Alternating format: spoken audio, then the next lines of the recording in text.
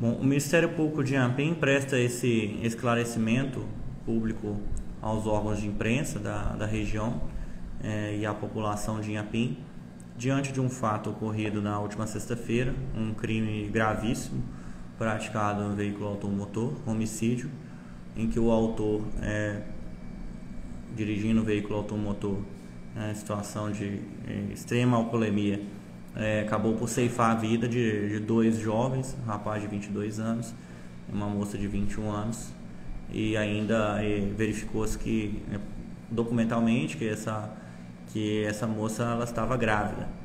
Então esse autor ele praticou esse delito de homicídio por meio de veículo automotor em circunstâncias tais que demonstram, na visão do Ministério Público, baseado nos elementos aqui até então obtidos, de que ele assume com a sua conduta o claro risco de matar outras pessoas.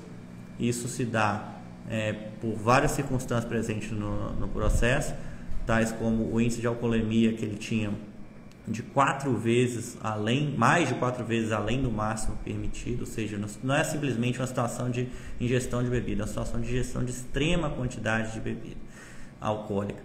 E foi documentado, inclusive, que estava bebendo em mais de um dos estabelecimentos da região, um estabelecimento próximo aqui da região em Ibaporanga, e esse indivíduo já vinha se deslocando de outras cidades em viagem.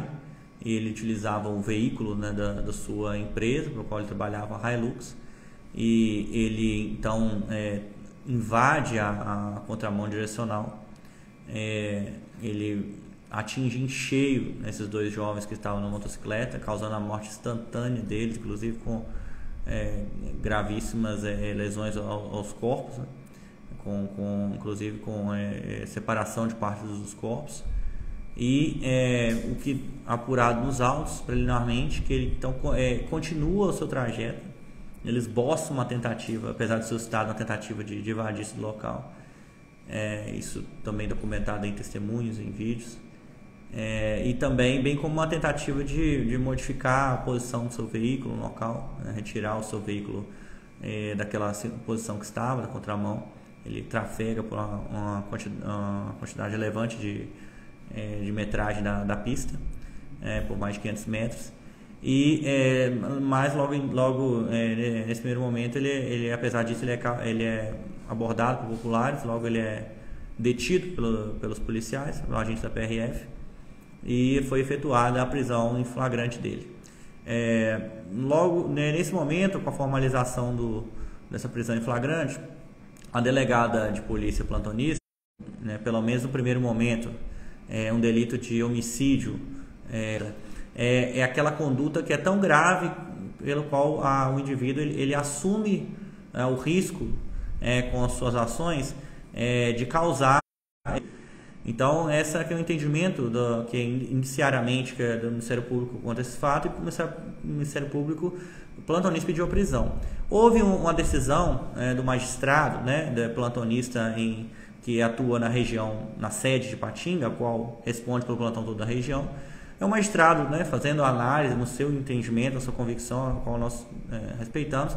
Ele entendeu que não havia os requisitos suficientes da prisão, muito embora existisse crimes, ele entendeu que não havia requisito para a prisão imediata naquele momento. Também o magistrado fixou algumas medidas para ele cumprir, de não sair da comarca, não entregar CNH, não dirigir, entre outros, e o magistrado fixou uma condição de fiança no valor e estabeleceu o valor de R$3.000. Imediatamente, então, logo que iniciamos aqui o expediente normal, nós, nas primeiras horas, interpusemos um recurso a essa decisão, porque nós discordamos, entendemos que havia elementos da prisão preventiva, na gravidade concreta, que a gente chama de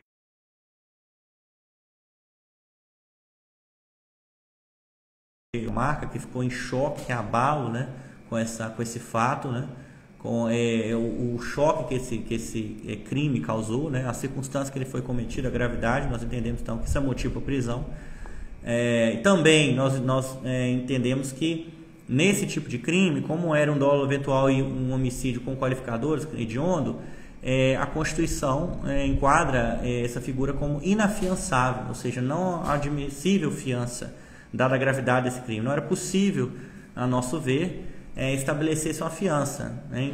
E, ademais, sobretudo, ainda foi estabelecido um valor que não é adequado, consentâneo, né, com a gravidade do requer. Poderia ter sido estabelecido fiança, na nossa opinião, mas, além do mais, o valor também não foi proporcional à gravidade do fato. Então, com esses argumentos, nós recorremos à decisão do juiz. Foi uma decisão do juiz de plantão, não foi o juízo de Inhapim, mas nós recorremos dessa decisão. E como esse recurso ele tem um trâmite que ele muitas vezes demora semana, é normal, ele demora semanas, às vezes até mais, para ele ser processado, nós entendemos que é uma situação de urgência. Nós movemos uma medida liminar, né, que chamada de atribuição de efeito suspensivo ao recurso, chamada cautelar inominada. Nós movemos ela no tribunal juizão do Tribunal de Justiça de Minas. Essa medida é idêntica àquela que foi ajuizada, por exemplo, pelo Ministério Público de São Paulo, num caso que ganhou bastante repercussão, no caso do indivíduo que ceifou a vida da vítima na direção de um Porsche, em que houve até a decretação, naquele caso, pelo Tribunal de São Paulo, naquela circunstância. Então, nós entendemos também que, nesse caso, é um caso de prisão preventiva. Então, esse nosso pedido ele foi distribuído para a 7ª Câmara Criminal, no Tribunal de Justiça, né, sediado em Belo Horizonte. O desembargador Dr. Cássio Salomé é o relator. Ele já está ciente, foi comunicado desse pedido do Ministério Público, e nós esperamos que seja provido, né? Nós respeitamos a decisão lá do magistrado, mas nós discordamos, entendemos que há a necessidade de que ele seja preso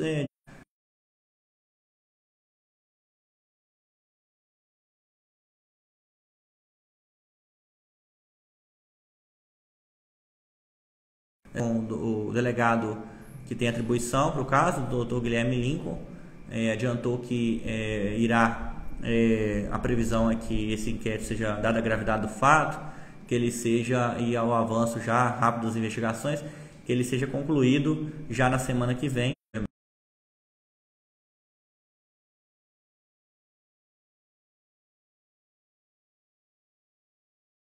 Semana que vem apresentaremos essa denúncia formal, né, ao judiciário aqui, ou seja, com isso o processo ele já inicia-se informalmente, né, já finalizamos com a fase inicial de investigação e já vamos para o processo, e ele vai ser processado aqui perante a 2ª Vara Criminal de Inhapim. E a princípio, pelos elementos iniciados que a gente tem, a gente espera que esse processo siga, que ele seja há uma decisão. Então, se ele pode ser, se é um caso que de ser levado ao Tribunal do Júri, nós entendemos que sim, e sendo assim, a Justiça acolhendo, ele vai ser levado ao Tribunal do Júri de Inhapim, ou seja, vai ser julgado pelo Tribunal Popular do Júri de Inhapim, aqui na 2ª Vara Criminal do Júri da comarca de Inhapim, né? Então, nós esperamos que esse processo siga, que, claro, dada a oportunização de defesa para ele, também a oitiva a instrução, mas que esse processo siga até o Tribunal do Júri para decisão popular, e também nós esperamos, né, como Ministério Público, que desde já, né, por isso esse pedido nosso, durante esse trâmite do processo, ele aguarde esse trâmite do processo preso, né, que a gente chama de prisão preventiva, que é o Código de Processo Penal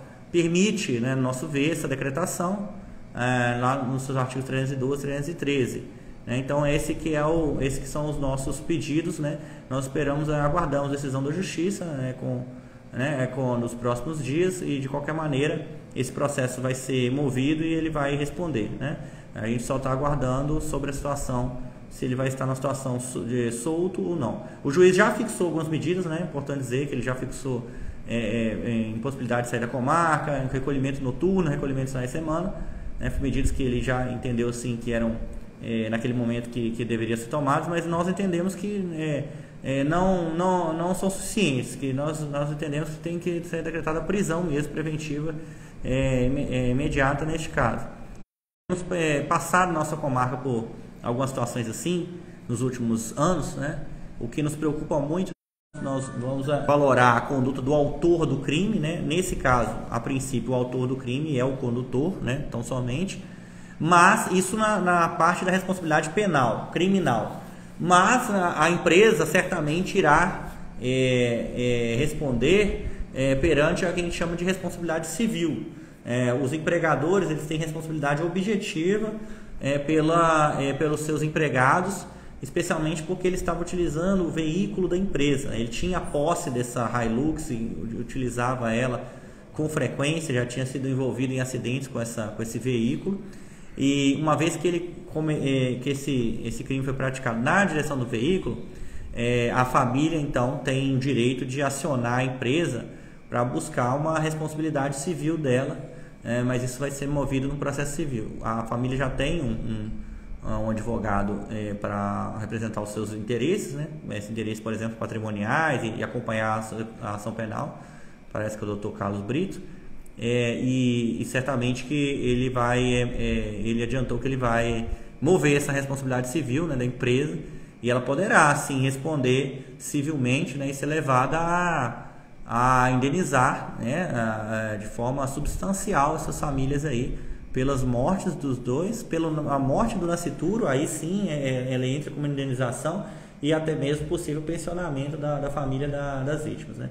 Então isso vai ser buscado em um outro processo também movido pelo advogado da família das vítimas.